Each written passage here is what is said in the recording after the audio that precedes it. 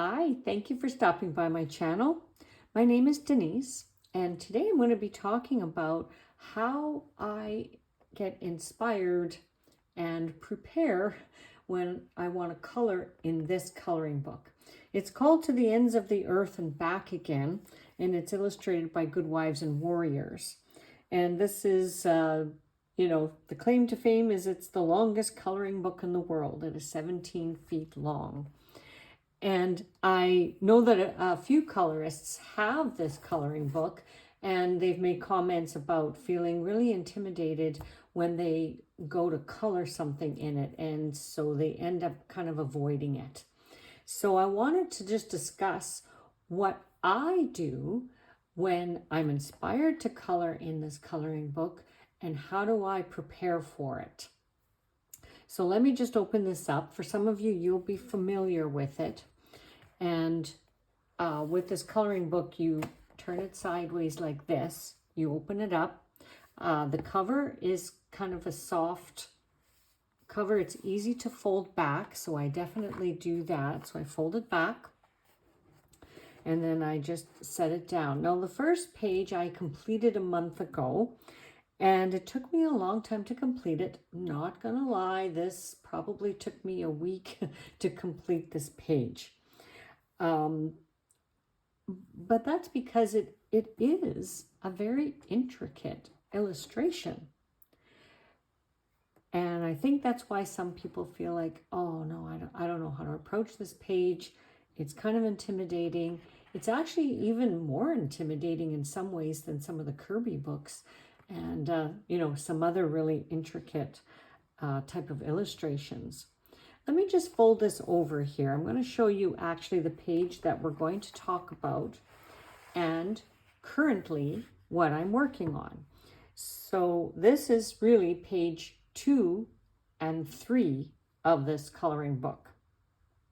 My goal last month when I completed that first page, I thought, well, at least if I could complete one page, maybe once a month, then that would be a good goal to eventually completing the coloring book, which will probably take more than a year, I'm sure. However, once I've opened up, to the second page, which would be this one, I can't just do one page. To me, it's like this full page spread, and it is a full page spread. I am going to be coloring the 2 pages, and then that's how I will progress through this book. So let's talk about a few tips that I have for you that I hope will be helpful if you want to approach this coloring book or some other coloring book that has really intricate detail and you're not quite sure how to get past, the intimidation of all the fine details in that type of illustration. One thing that I do, there's a few things. I'm going to show you the things that I do. When I completed the first page, I kept track of all of my different color palettes that I used for each little item. So let me just quickly go over to this page here. So for example, the house has a certain color palette. The dragon, I allotted a certain color palette, and then a lot of the ground coverage. The background for the sky is already completed in this coloring book, so you don't have to worry about the sky. It's already done. So you just have to concern yourself with everything else. So when I flip over the page, you'll see that the sky gets a little bit darker blue. And again, that's the claim to fame for this coloring book as well. Every time you flip over a page, the sky is darker and darker. All right, so the sky is already done for you. So keeping track of the color palettes that I used and the different items on the first page, I wanted to carry it forward because it is a continuous page, right? So the images are not just different page to page. It is one long story as you keep going along in the book. Sorry for all the noise that this is creating. Okay, so as you keep going, right? So the page doesn't just end at the image, it just keeps flowing. So another thing in this particular coloring book to keep in mind is even if you just complete one segment of the page, when you get to the end, because the story continues, you may need to just color into the next page a little bit. Let me show you on this page, just as by an example here, because this page is in progress. Right, so here's the third page. And I go to this one here. Okay, this is where the page folds. Well, there's some little pyramids here. And so part of the pyramid goes over onto the next page. So I don't want to just stop there because that's the edge of the page. I will finish whatever the object is with that certain color palette, just so that I'm finishing it there. But then I stop, right? I just resist the urge to kind of keep moving forward. I want my focus to stay within the pages that I am working on, because then a person, you know, would maybe get lost and frustrated, and, you know, you might end up being all over the place in the coloring book, and that might not be your goal.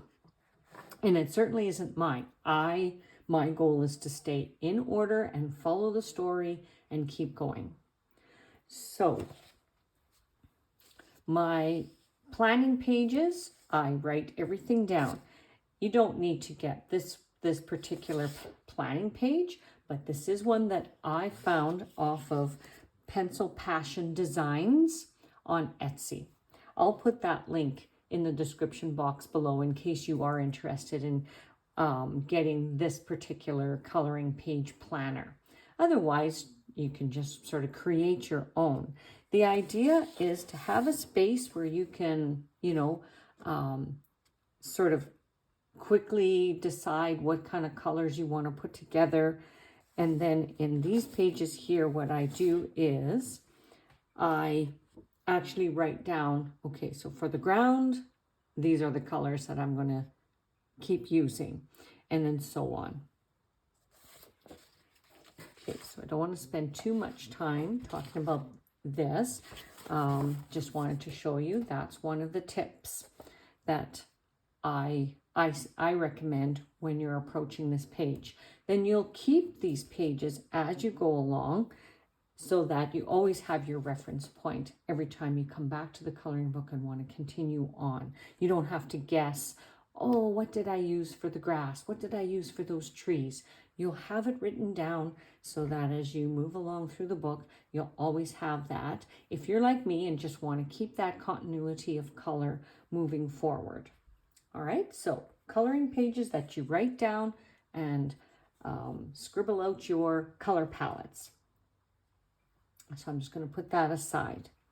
Another thing that I do is once I have my color palette, so in this case with colored pencils, all established, I like to keep them in something that, that I can keep handy all the time.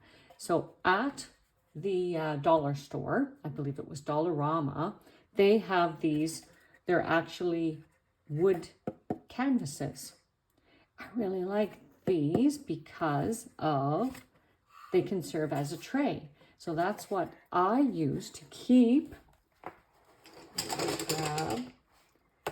I keep my ongoing color palette for the page, the whole page. Whatever colors I'm putting together, I keep them in here. They fit nicely. Even your, you know, your longest color pencil will fit in this tray if you like that. And of course, as you're sharpening them down, they'll totally fit much better as you go along.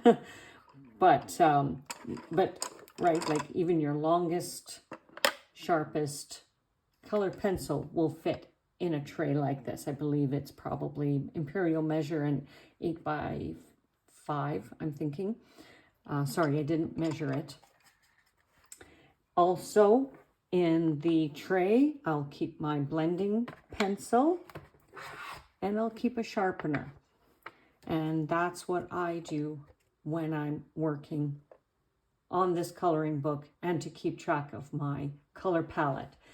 These colored pencils are from my Kalour colored pencil set, and there's 300 in the set. So I'm not going to keep putting the colors that I've chosen back into the case where I keep all the colored pencils, because I'll forget what I've just used. So that's why I keep them separate. Once I take a color out of the case and I know that I'm going to use it on my items on my coloring page, I keep them in this tray. Also, at after an hour or several hours that I might be working on this, if I need to put it aside, it's easy to just fold up the coloring book, take my tray, and then I can just put it away and then maybe work on something else. Again, if clearing your space is important to you, and it certainly is to me, because I usually work on 2 or 3 different projects at once. So it's nice to just put this aside when I've had enough of working on it. And again, when I'm ready to work on it again, it is all there. I just put the tray aside. I've already got my color palette. I keep my sheets handy. And away I go. I can just fold out to the page I need. And I'm ready to work on it. One more tip that I have before I go that might be helpful for you when you're looking at an intricate page such as this. What might be the first step that I do? Because I have part of this done, it might be hard to explain. So I'll describe it on using a blank sheet. But the first thing I do when I approach the page, remember the sky is done. I don't have to worry about the sky. I leave it alone. I focus in on the ground. That is my first thing. There's always a water element and a land element on almost every page throughout this book. So I'll focus on the blue of the water. So I'll take my lightest blue of the color palette that I'm using and I'll fill it in, even just really lightly, just to give me an idea of where that water element is. And it helps it stand out on the page because it is so intricate and full of all kinds of images. Then I'll take my lightest green and I will just go lightly over everything that looks like the ground to me.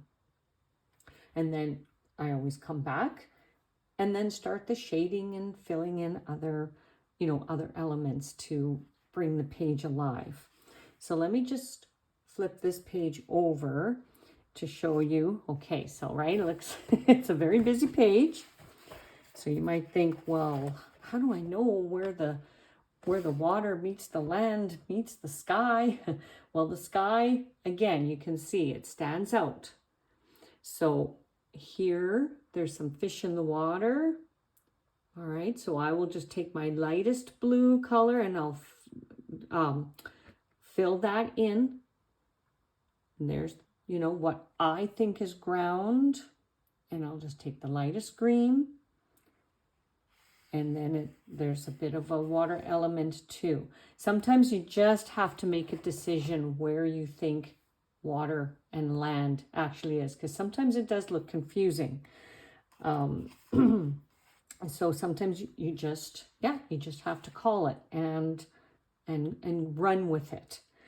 Some places it will look obvious. So here,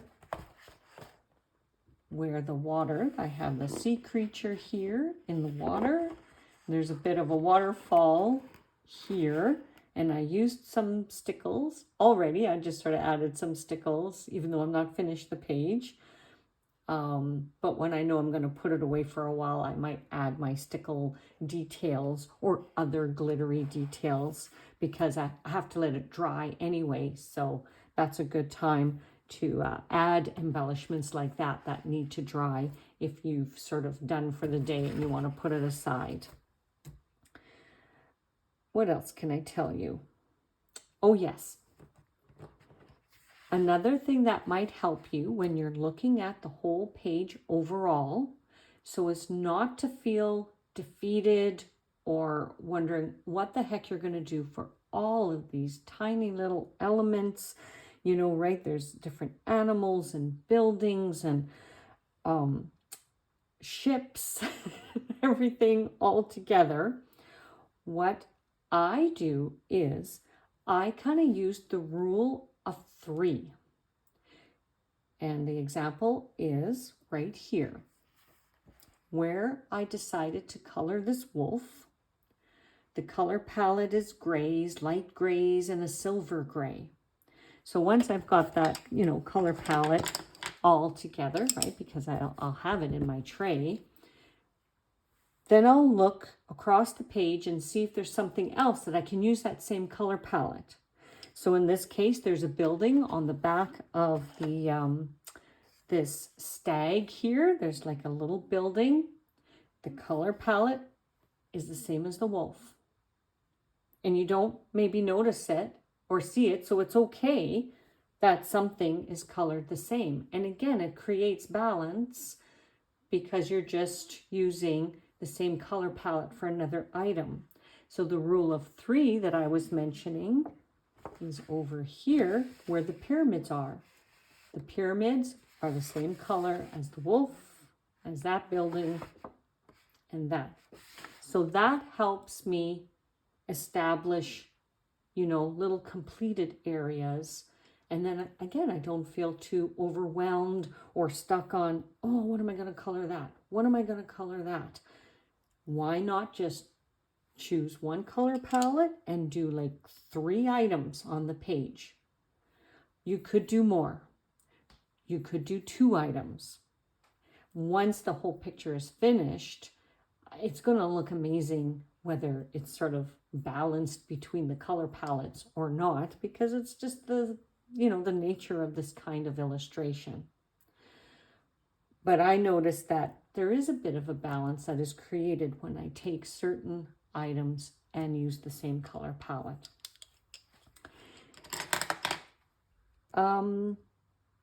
I think that is everything that I wanted to show you today. I'm going to keep working on this one because, of course, it is a work in progress until I get it completed. My goal was to have it finished by the end of July. We'll see. There's only a few days left of July as I film this this video for you. But if you have any questions, please let me know. And if you have some other tips that might be helpful to viewers, write them below in the comment on what are some things that you do to help you stay on task or help you approach a page that really seems intimidating at the beginning. I hope this is helpful, and I hope to see you in the next one. Bye.